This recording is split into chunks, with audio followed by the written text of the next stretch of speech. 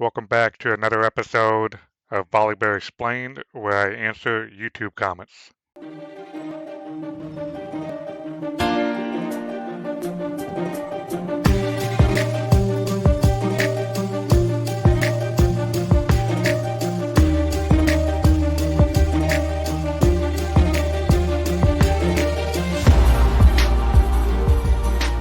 ARTHEO ends the game. Keep fucking stalling their backs. Stall the backs. Stop the ports! Stop the ports! Stop the ports! Stop the ports! ARTHEO!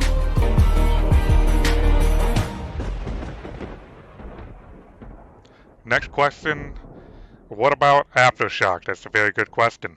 So in this video, I'm going to talk about Aftershock versus Grasp because they're in the same family, the Resolve family. So we're going to talk about it because it's very common to switch between the two.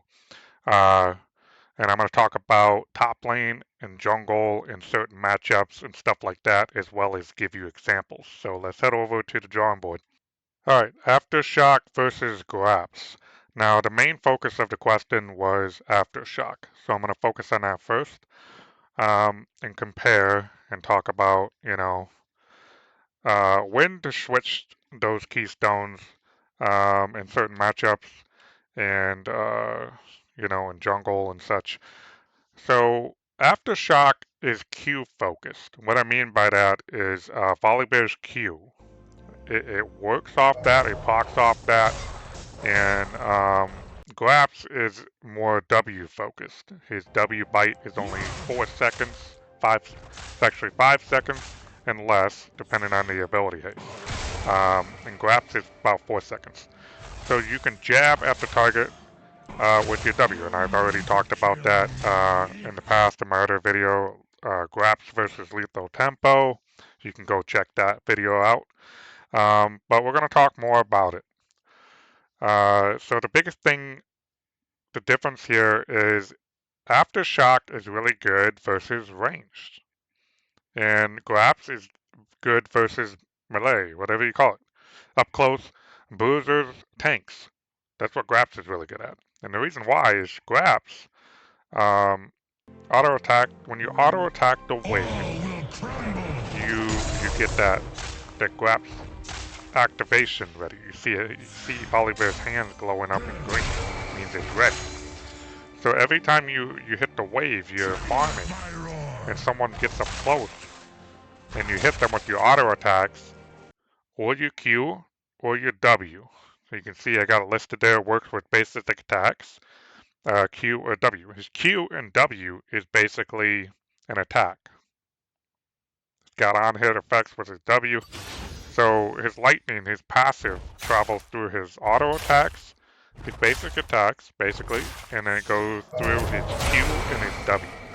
So you get mixed damage in his Q and his W. So that's why Grasp works extremely well against up-close combat. Versus Aftershock, it's just better versus ranged. And it works off your Q. So when you're chasing down that ranged target with more points in Q, it's going to give you bonus movement speed the more points you have in Q. So when you run up, Q to target, you get bonus resist. So as they hit you, they're busy trying to kite you. So they're autoing less because they're running away. So that's the biggest key. So when you run up to them, they'll probably land an auto or two, but they're going to run backwards. But they underestimate your speed. So when you run something like Flash or Ghost, you'll be able to catch them and then cast your E, which is the Q and E combo. Aftershock is going to give you bonus resist when you Q the target. And then afterwards, it's going to burst the target if you manage to stick nearby. And then when the E lands, which is going to help you get the Aftershock burst damage onto the target if the E lands after the stun. So, and then not only that, you get the shield. It's going to allow you to take less damage as you make that combo and land a bunch of autos and go all in with your ult. So it's going to help you versus range champions like Jace. Quinn would be a difficult one, and it's going to help you in that. Um, we don't want to talk about Vayne, but you know, you definitely want to do that. Um, any kind of poke champion, is Teemo is actually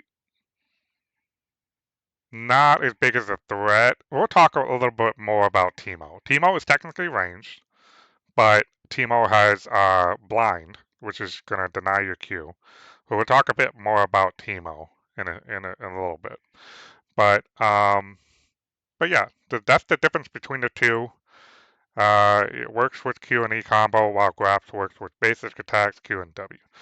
So, and another thing to point out is Aftershock is all about bonus resist, armor, and magic resist, and Graps is all about heal and damage. So you get the double damage with the W, you get the double heal, and then with Aftershock you get the bonuses when you build your items, armor, magic resist, plus conditioning. That's why we run conditioning with it, and that's why we run second wind with Graps.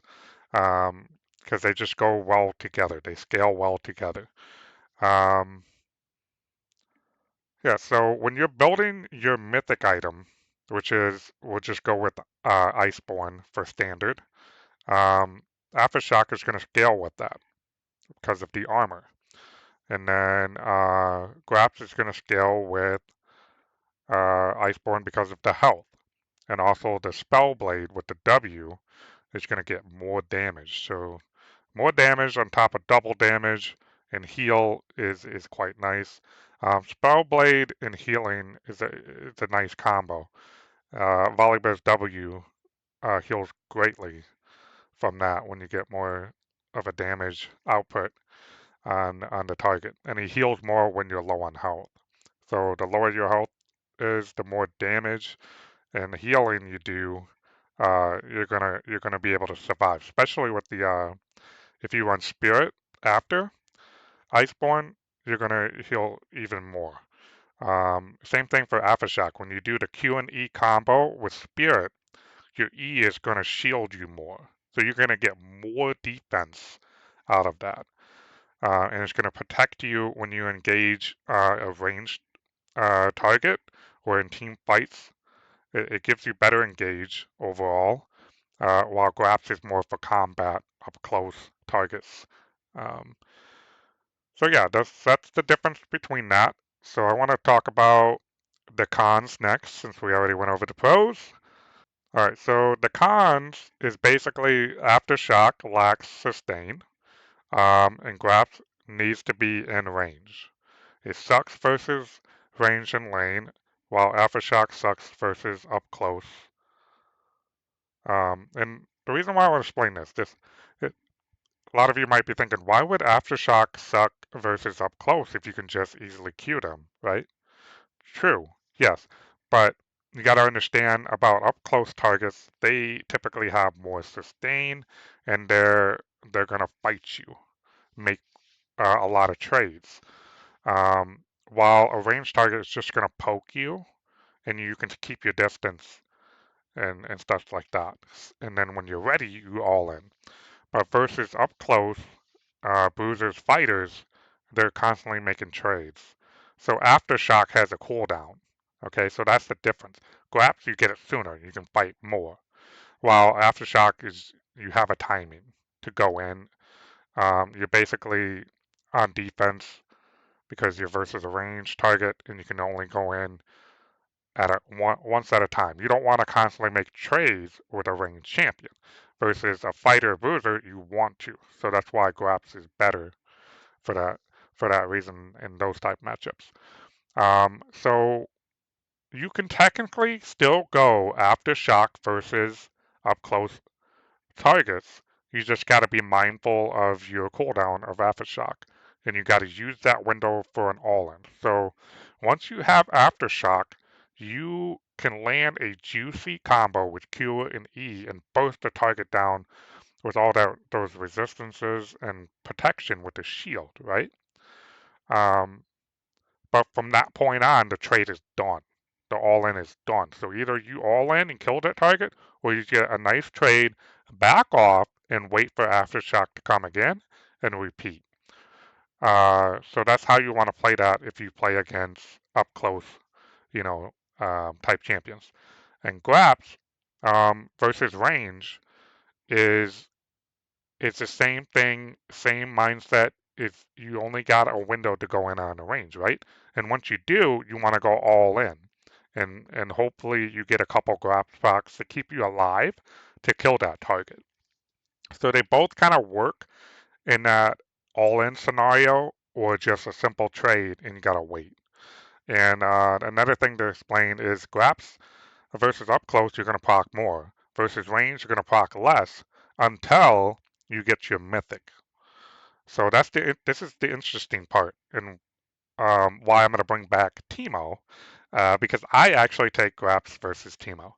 And the reason why is because his blind ends, and then eventually I'll be able to use my Q, right? So technically, Aftershock could work until the blind ends and you can use your Q, but I tend to take graps because once the blind ends, I'll be able to heal, and I prefer second wind versus Teemo, and it's going to scale way better with graps, healing, and stuff like that. So versus Teemo, I'm a little more patient, and I wait until I have Iceborne or my sums to go all in on Teemo.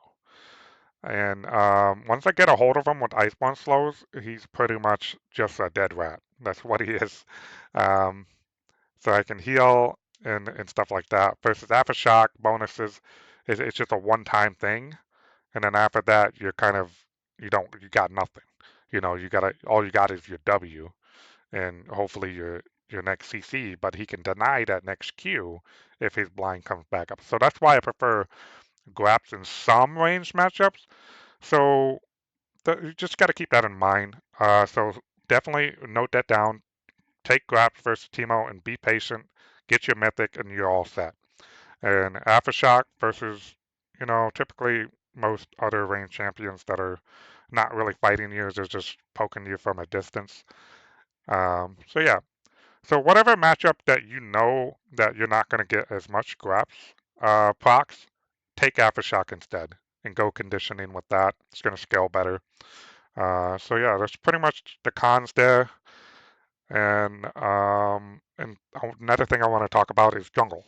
So the interesting thing that a lot of people, this is controversial, but I'm going to tell you here and now that Volibear can actually go graps in the jungle, believe it or not. And it's because the old bear had a high cooldown on W. So that was not going to be good on old bear. But the new bear has extremely low cooldown on his W, and in fact he can get it lower. But um, once you get Iceborne, it you're locked in. You're gonna get those procs more than you think. And also, of course, top lane you get it more early game, but once everybody teams up for fighting, you get it less in the late game because you're split pushing. And in the jungle, you get it less early because you're busy doing full clears and stuff like that. And during the lane phase, everyone's doing their thing. And then until team fight, which is most of the game after that, you're gonna get more procs. So that's the interesting fact about that on Volibear is you can actually take graps in the jungle. The reason why I take Aftershock more in the jungle is simply because you're maxing Q in the jungle. So it just makes sense. And Q is the first ability you're going to land, other than your E, but the most important part is Q. And not only that, we want to be able to go in and dive the target and get bonus resist and protect ourselves, be tanky, and allow our laners to get the kill if possible. So that's the main reason, and we are pretty much the front line engaged in team fights. So we need those bonus resistance to go in juggernaut style and obliterate everybody or the threat with Iceborne slows, your E, your R, all of that stuff. And the core items when you take Iceborne and Spirit, you're pretty much a god. You're usually unkillable. Your W, mark the target, you stick on that target, get that heal, and you're good. And then from there on, you go damage or movement speed or whatever. So yeah, so I just basically covered everything there on, you know, Aftershock versus Grasp and when to take it. So you're more likely to take it in the jungle, and Grasp you're more likely to take top lane, but you can use either or. So you just got to understand that it's all about being a little bit patient and waiting for your mythic. Your mythic makes the difference in these keystones in certain matchups and whether you're in the jungle or top lane. Uh, so that's what you got to know versus range or up close. So if it's an up close combat jungler, Grasp is going to be pretty good. If it's a range target jungler like Graves, for example, Grasp is not going to be good until Iceborne. So that's all it is. That's all the mindset that you have to have. Is like, who am I against? When am I going to be able to play the game? All right. I hope that answers your question about Aftershock. Comparing it to Grasp really helps determine which keystone you need to take, and talking about the various situations that you could be in to be able to take Aftershock versus Grasp. So I hope this video helped you a lot. I look forward to the next question in the comments. See you next time.